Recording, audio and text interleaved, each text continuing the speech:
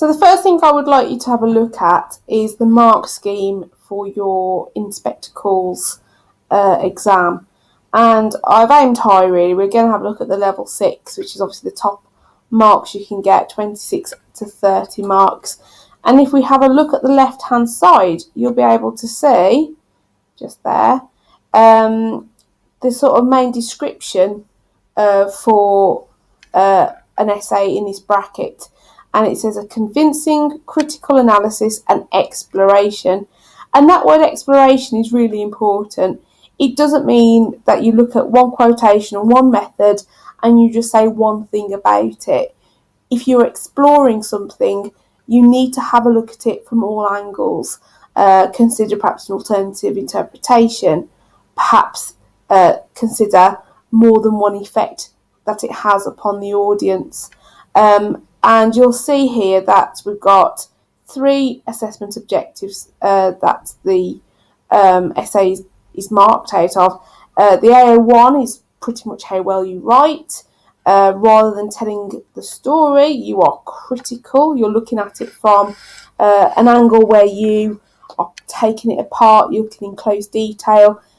And I think people very often have the temptation to just retell the story of an Inspector Calls, particularly as there's no extract. So it's really important you take that critical approach, that you're looking at it as a text, and you're seeing exactly how Priestley achieved his purposes.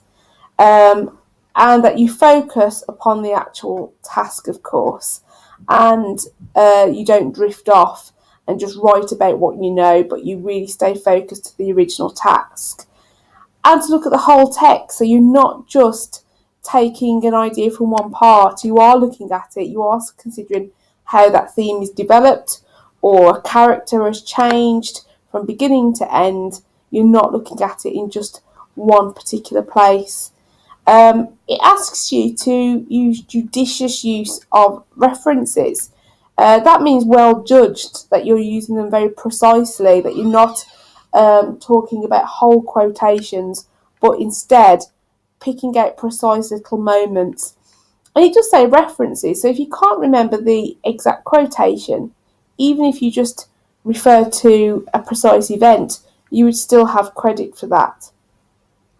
And of course, they must support your interpretation. It's AO2 that I really would like to draw your attention to, though. AO2 is almost like double weighted, and therefore, if you do miss out AO2, you will have serious repercussions of that. You will not be able to get into this sort of level. In fact, you probably would be capped at level 2, which would be a great shame. And here, you have to analyse the writer's methods, as we explored in the video where we took apart the quotation. Interestingly, as a separate bullet point, you also have to explore the effects of the writer's methods. And to get into this high band, it does use the word exploration. So you would have to think about more than one effect of that method. AO3 is also something that candidates often forget, and here you should be contextualising the play. If you explore Priestley's purposes, if you explore anything that was historical, that was perhaps going on at the time of the play, that influenced what was written, if you talked about the play in terms of a genre, maybe a detective play or a morality play, if it was appropriate to the question, all those comments would satisfy AO3, but it is important to bring it in, and not as a tag, not as a little throwaway introduction or a quick shoehorn into a conclusion, but make it part of your analysis, embed it there, and your answer will seem far more sophisticated. What I'm going to do now is show you the beginning of a response. I'm going to just take you through, so you can see that was our planning that we did earlier, and I'm going to show you why I've actually written the things I have. So I'm just going to read it out in the first instance and then come back to it. So the first paragraph is all about responsibility, which of course is the main focus of the task. So responsibility is a central theme of an Inspector Calls. The word responsible or responsibility is used by all characters at some point in the play, reflecting its importance. Priestley uses all of the characters as a way of communicating his opinions about personal, social, and collective responsibility. As a socialist, Priestley voices his desire to see all society share responsibility for each other and to treat each other with care regardless of social background. So as you can see in that introduction, I have mentioned something about the steer, and I think that's really important, particularly if it is a thematic question you're answering. If you can say something about Priestley's ideas connected to that steer, it acts as a really nice little introduction. So we just grab our highlighting tool there, I'll highlight some important parts. So I've started with the wording responsibility. And I think equally, if this was a character question, if you started with the name of the character, straight away you're telling the examiner you are focused upon that task and that you understand it. In that top mark scheme, we saw that it was a conceptualised response to the task as well as to the whole text. And to start off with that, it just suggests that you're really focused, and it keeps you focused as well as you're writing. The second thing I'd like to say about this introduction and why perhaps it's quite successful is because it always mentions the writer. It's not talking so much about characters straight away as about Priestley. It's important that you acknowledge that all text that you're writing about in all of your literature exams has an author, so you're not tempted just to retell that story. What does the writer do? What does that do to the characters? And what does that do to the reader? Or in this case, the audience. And it's really important that you mention all those in all of your paragraphs. And in this case, Priestley uses all of the characters as a way of communicating his opinions about personal, social, and collective responsibility. Have a look at this phrase here. He uses all of the characters as a way of, straight away, I'm focusing in upon AO2, the methods. And if you can remember little phrases like that, you can apply it to any question, and they're just useful, really.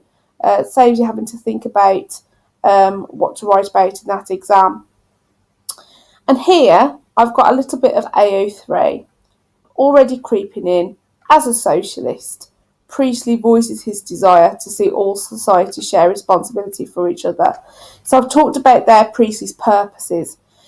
So within the opening paragraph, the examiner is already thinking this candidate has already hit some of those assessment objectives. Okay, there's no exploration at the moment, but it's a really, really powerful start. So I'm going to go on to the main body of the essay now and read a little bit more out to you.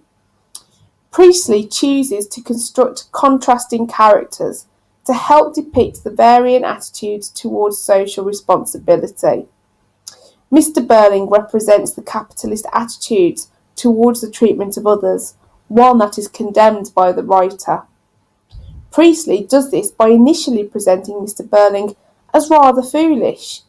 Mr. Burling is said to be pretentious in the opening stage directions, and the audience's distrust of him is confirmed when Burling declares Germans don't want war, and that the Titanic is unsinkable, absolutely unsinkable. The use of declarative sentences create the impression that Burling truly believes his own opinions.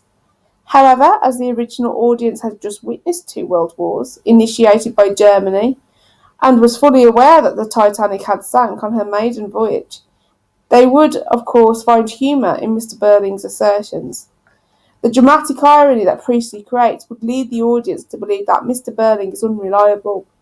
Therefore, when Burling refuses to accept responsibility for his role in Eva's suicide, the audience would question his declaration.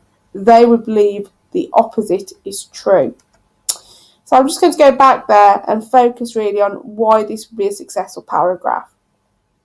So once again, I've started my paragraph off with Priestley. And in fact, I do that a number of times. We have another Priestley here, so I'm always mentioning the writer. I'm fully aware that the text has a writer and that he does things for a purpose. I think I mentioned the writer somewhere in that paragraph as well. And I also, I don't retell the story. I look at it with a critical perspective. I say really the purpose of the character. This is a method. Mr. Burling represents the capitalist attitude. Can you see here that we've got a method? We're not saying what Mr. Burling does in the play. We're not saying what Mr. Burling is like as a character. We're looking at the function of his character. And that would be valid AO too.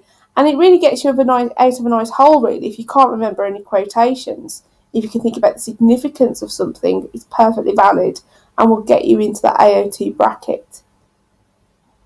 If we look a little bit further on, I've got my judicious references to text. Notice I haven't got hugely long quotations. I wouldn't be able to remember those anyway.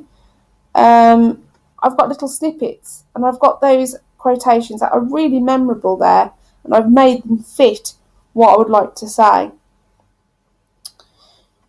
If we go a little bit further on, because I have used the quotations, I would also like to bring in some language analysis. And I've used the declarative sentences, and if you didn't know what they were, or that seems a little bit ambitious, of course you could talk about the idea of unsinkable, absolutely unsinkable, and talk about that repetition, of course. It all kind of points to the same effect. So I've mentioned my method there, but most importantly, I've used my critical verbs. In fact, what I would like to do, I think, is highlight these in a different colour so you can really see how much I say about the one method. So it creates the impression that Burling truly believes his own opinions. And if we have a look a little bit later on, we could see that they would find humour. It would create a humorous effect. Again, the word creates. And if we look a little bit further down, the audience would question and that they would believe something else. So it's really important that we see just how many effects we can talk about from this one method. And that would really allow us to, now we are exploring, aren't we? We are exploring the effect on the audience. In terms of AO3, if we get a different colour, you can see here that I've just slipped it in. The original audience had just witnessed 2 world wars initiated by Germany. So again, I've just kind of slipped it in there, what was happening at the time of the play and what the impact would that be. They would find it humorous because they had witnessed it, they did know it, and they've only just come through it. So it would be quite ironic to them for somebody to say that. And of course, that's the effect of the dramatic irony. We've also got Priestley's purpose. That would also be your AO3. He chooses to do it to help him depict those attitudes towards social responsibility. If we go back to my planning at the beginning, we can see that we've now done the introduction, the responsibility, the overview, the Priestley's own idea. We've started to look at Mr. Burling's denial, and I'd probably say something else about that, and I'd try and get in this quotation here that he cannot accept any responsibility. And I would do that next. I would then look at Sheila in the same way. I'd be looking at the methods that Priestley uses to really convey her attitude towards responsibility, and then finally look at the inspector and link it back to Priestley's own ideas. And there you have it. We have a nice build up there of what is going to be a very promising essay.